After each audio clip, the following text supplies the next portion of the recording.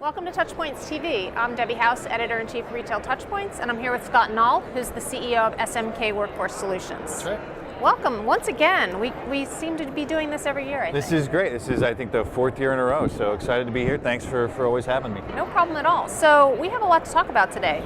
There's a lot to talk about. Last year, we did our first webinar series covering workforce across the organization, and it was really successful, and we had a lot of great participation. Maybe you could talk about that for a few minutes, and then we can talk about what we're thinking about for 2015. Well, we focused in 2014 on the consistent customer experience and all the different elements it takes to make that successful, and there's a lot of different pieces that are involved, and it kind of goes beyond just the workforce management pieces. There's a lot of things that need to be laid out. So we talked about how you define the consistent experience, how you quantify that experience, looking at the labor standards, understanding how to report that, how to schedule around it, all the activities that need to happen from a task management and an execution management standpoint.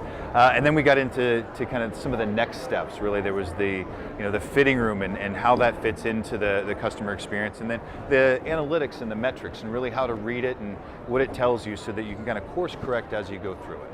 Right, yeah, we had great speakers. It was over a 6-month period. Over a 6-month period, we had 6 or 7 webinars, a lot of participants. I think, over the course of the 8 months, 9 months that we did it, there's like 500 different people that got involved and participated in the webinars, and a lot of great questions came of it, a lot of great conversations. So it was a lot of fun to do. Always kind of a dream, but it was great to do, and now we're looking to do it bigger and better. It was a lot of fun.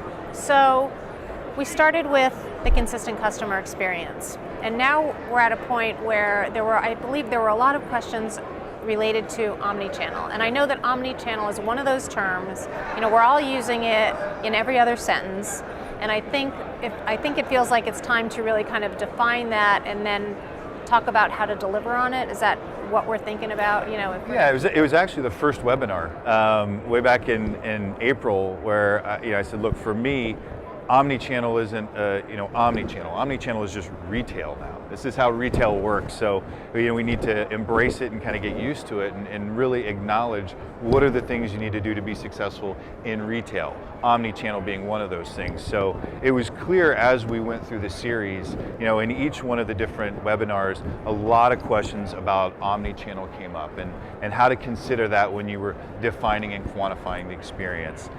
What were the metrics that you look for? How do you make this successful so it's a successful process not only for the customer but for the associates, and looking at associate engagement to drive customer engagement and really pull it all together into your entire retail strategy. Yeah, there's so much to talk about when we're talking. So one of the things you said to me before was, just knowing that we need an omnichannel strategy is not a strategy. Right. It was one of those things. Everybody said, hey, we need to have an omnichannel strategy. So our strategy around omnichannel is to have a strategy. Yeah. Well, now there's a lot of different elements that you need to consider.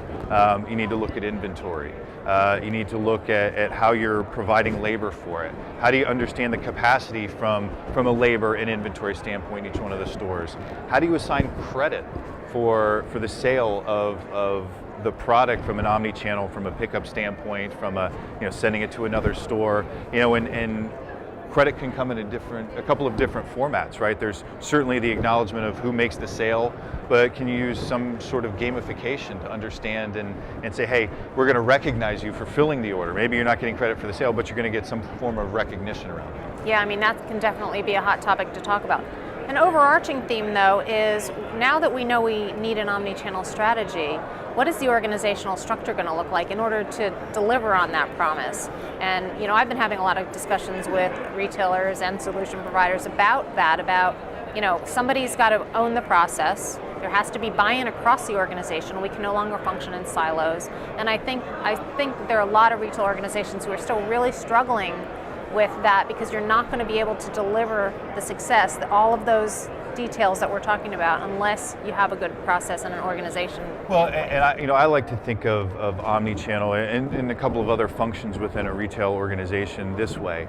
If you look at omnichannel and say, we have omnichannel is one strategy that we have, and then we've got a couple of other strategies. You might do okay, but more often than not, you're going to find you've got opportunities. If you take on the approach that omnichannel is a part of every other strategy that you have, that's where you're going to be successful, because that's where you start to have it permeate the other strategies that are going on, and it really takes on this sense of, this is just how we operate now. Right? It's not a separate thing that we're doing. This is how we operate in our stores, in our e-commerce platforms. This is just us in business right now. Right. But very important to have the collaboration across the business units, Absolutely. as well as the data and the analytics, and we all need to be looking at the same set of data, right? Exactly. You've all got to have the same lens that you're looking at it. Somebody's got to be responsible for making sure that they kind of manage shepherding the organization through that process. So, making sure that the strategy has an owner and a leader. It's recognized that it's part of the strategies of everybody. That's where it starts, and really starting to lay that out. So it's kind of a full-blown spectrum of the opportunity that they've got ahead of them. And I think another really interesting conversation is going to be around how to develop our store associates as brand ambassadors in this omnichannel environment. And that now we're talking about mobile technology, we're talking about social involvement, and how to manage that whole process. And I think that, I'm hoping that we're going to have a session that's going to really focus on, all of that as well. So there's a lot to talk about. I agree. As I've been walking around NRF this year, it's one of the things I've seen is everybody's starting to incorporate, this social aspect into everything they're doing. Workforce management, task management, a lot of the other activities and vendors that I've seen. So I think that's an important piece of it, right? We talked a little bit about gamification, but really, how does it pull it all together? And again, we're talking about strategies at the corporate office for, how do we make it part of everything that we do? But the store associates need to feel that as well. They need to recognize and be, communicated to that this is how we operate, right? And it's not a separate thing, right? It's not a place where someone goes to pick something up that they order, right? This is now how our store functions, and they've got to be able to work well within that. But they need to be told, like, this is the expectation. It's unfair to say, well, we're going to have the strategy, why aren't you executing it, if you haven't communicated the expectations. Right. And they need to be on board as well, and we need buy-in from, and those are, the last people to be in contact with our customers before they walk away.